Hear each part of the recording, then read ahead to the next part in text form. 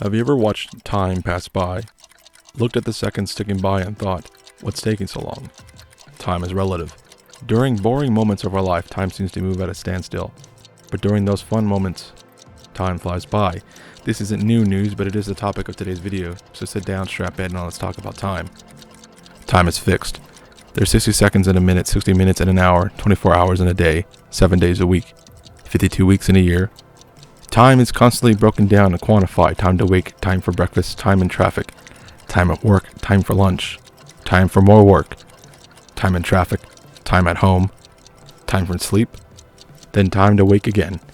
Each of these categories can be broken down further and further to the seconds. If life is so structured, then why doesn't it feel like it?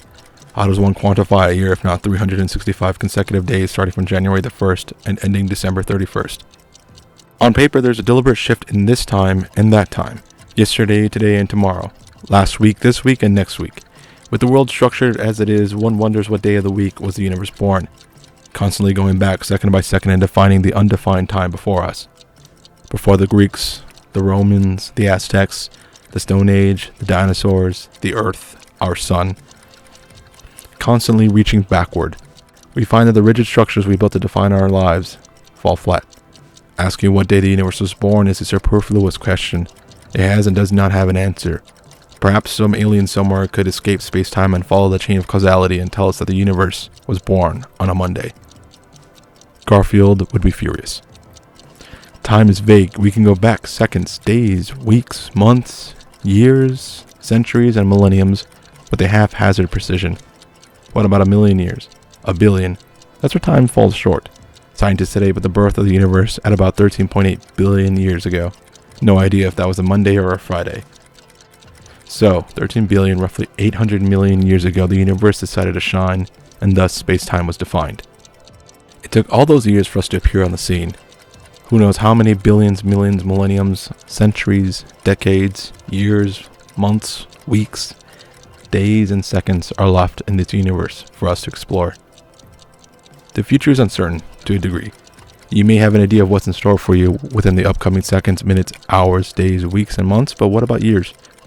We as a species put so much emphasis on next year, figuring out our lives next year. Whichever unit of length we use produces the same result. What I find the most fascinating is predicting things on human timescales is inaccurate, but predicting the universe centuries, millenniums, meganums, and eons from today is startlingly straightforward. Observe the universe and do the math.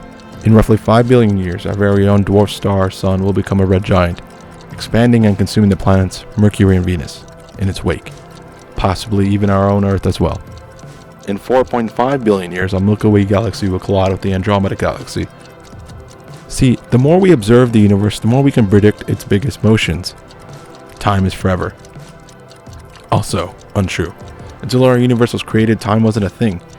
At least our version of it. They don't call it a space-time continuum for nothing. Assuming time will forever exist relies on if the universe will always exist, and there's no clear answer to satisfy everyone. The way we view time today might not even exist forever either. It only relies on us existing but us not changing how we view time itself. It's easy to think we've always measured time the same. It's seconds, minutes, hours, and you get the rest of the idea. But that's not always been the case. In fact, the way we keep track of time has changed over time.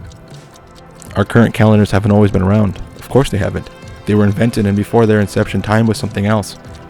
In the olden days, time was arbitrary. It was marked from a point in time that was again marked from another point in time. This Caesar's death came 10 years after this or that war. That war came 5 years after the invasion of, again, you get the idea. We used to measure the time in relation to other times. It wasn't until people sat down and decided to do the math to wade through all of the arbitrariness of human time that they formed a collective history. History we all could look back at and relate to our lives today.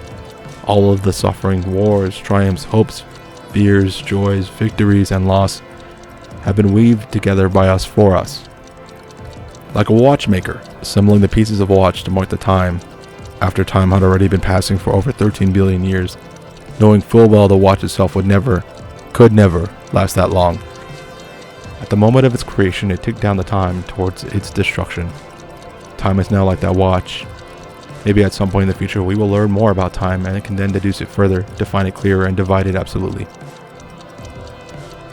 Perhaps maybe one day we can make that fun time last longer for years, decades, and centuries, rather than the seconds they feel like. Until then, this has been Future Orange. Thank you all for watching this video until it's a timely end. I would appreciate it if you liked, commented, subscribed, and shared if you felt this video worthy of your time.